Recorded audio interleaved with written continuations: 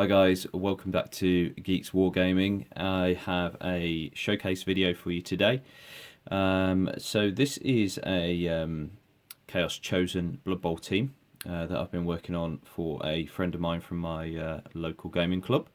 This is a team that he wanted painted up for our next season, which is due to be kicking off around January.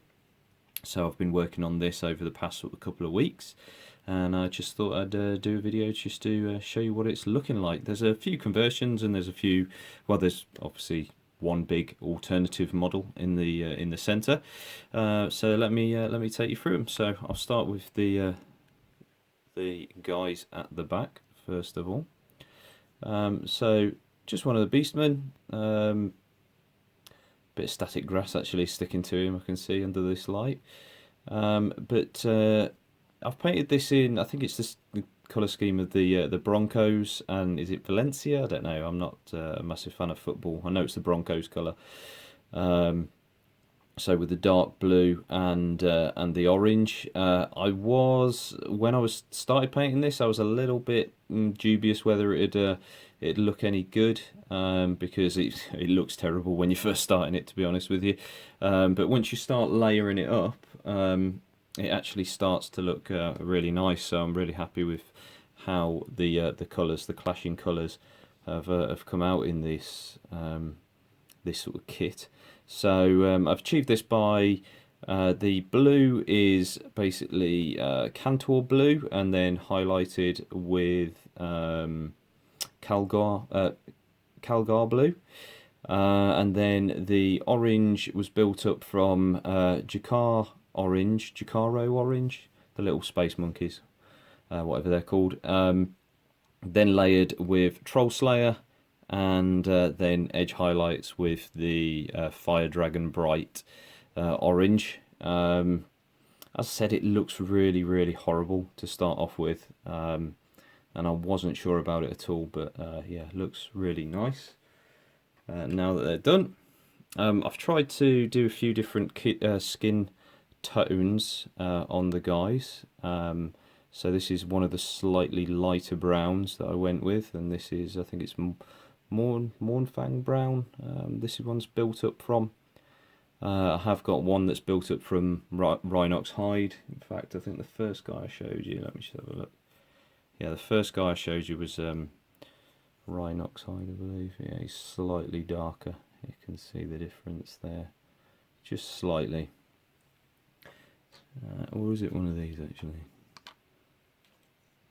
No, it is that one. Yeah, so it's slightly darker. As with everything that I do, I always magnetise stuff, so the ball is magnetised to stick onto the base. It just makes it nice and easy for when you're in the game, so you're not knocking the ball off the base all the time. I've tried to alternate the heads with the poses, because there is some repetition with this kit. You basically get two of each pose, but you can make it look slightly more unique through changing the head slightly. All the blood splatters is obviously just blood for the blood god, and then just some static grass, which seems to be sticking to everything on these models. I don't know why, but you just brush it off, it's not a problem. And then just white line. I like to white line. I know there's people out there that don't like white lines on the Blood Bowl basis, but hey, I do, so that's why I do it. Next is one of the slightly lighter skin tones. This one was built up from, I think it was Zandri Desert, and then bone colours over it, with sepia washes, and then just Agrax Earthshades around the fur, just to give that a little bit more depth of colour. But I'm quite happy with the skin tone. Certainly makes these, there's two painted like this, makes them stand out more than the others. And there's that one.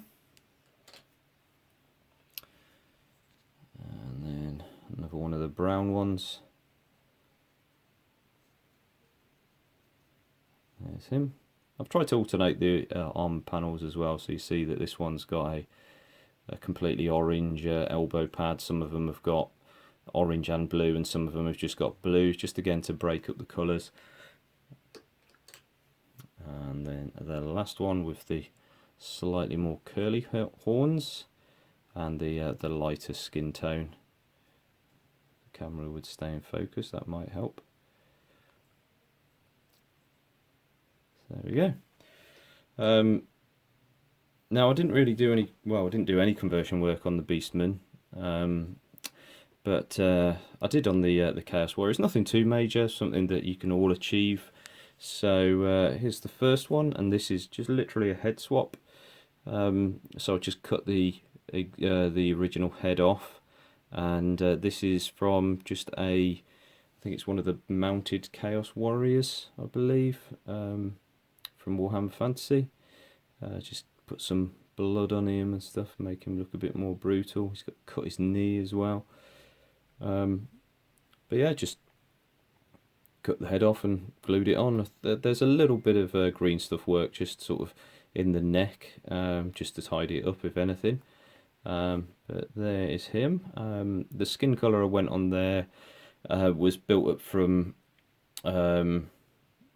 Rakkar flesh and Pallid Witch flesh as a highlight on it, just to make him look a bit more gaunt and not quite a human colour, a bit more you know, more, well, I won't say dead because they're not dead, but just not very healthy looking, to more chaos.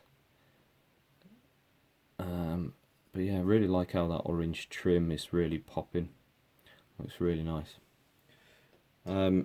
Next one. So this is the secondary pose that you get with the wider arm stance. So all I did on this one is I just chopped his hands off, and then these are just Gene Stealer hands. So, and I think it looks pretty effective. So obviously your Chaos players can get mutations. So this basically just represents him having claws. It's quite easy to get claws on a Chaos Warrior. It's just a normal roll. So you're going to have a Chaos Warrior with claws. So he's represented by this mini here. Next one is another one that's got a mutation. This is more for rule of cool than anything. You can take a tentacle on a Chaos Warrior. It's probably not the best thing to do, but they are strength 4, so it will still cause some teams some issues. It works better if you got it on a strength 5 or above player, but it will still work on a strength 4. And that was just cutting off his arm at the sort of the bicep joint, and then just putting this tentacle on. This tentacle is from Chaos Spawn Kit, so if you want to replicate that yourself, that's where you get that bit from. And again, some blood splatters and all sorts all over him.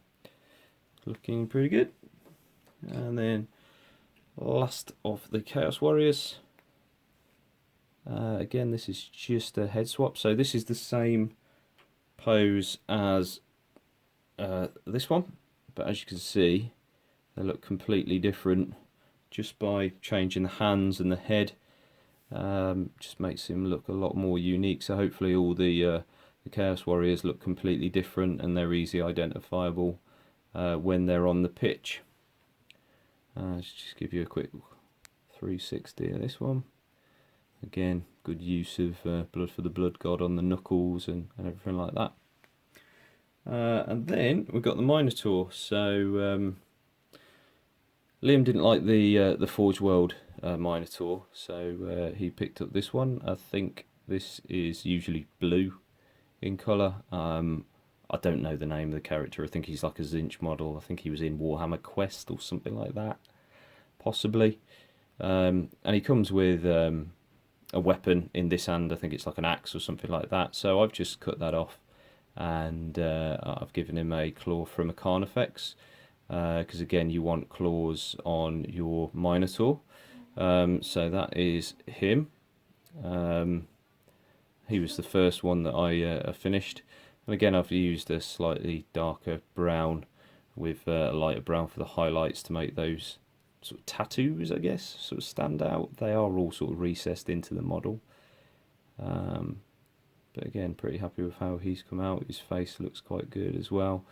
His little teeth and his glowing red eyes. So that is him. And then just to finish off, I just do the tokens just to give you something to look at. So I tend to use these for my re-rolls counters, and then this will be sort of a turn counter and the other one for my score or something along those lines. So I think it's good just to paint up these bits as well. They're in the kit, so you may as well paint them. So that's it. Thanks for watching, guys. Hopefully you enjoyed that, and keep tuned in for more showcase videos and battle reports coming up. So click the subscribe button and click the notification button so you don't miss out on any of our content in the future, and I'll see you in the next one.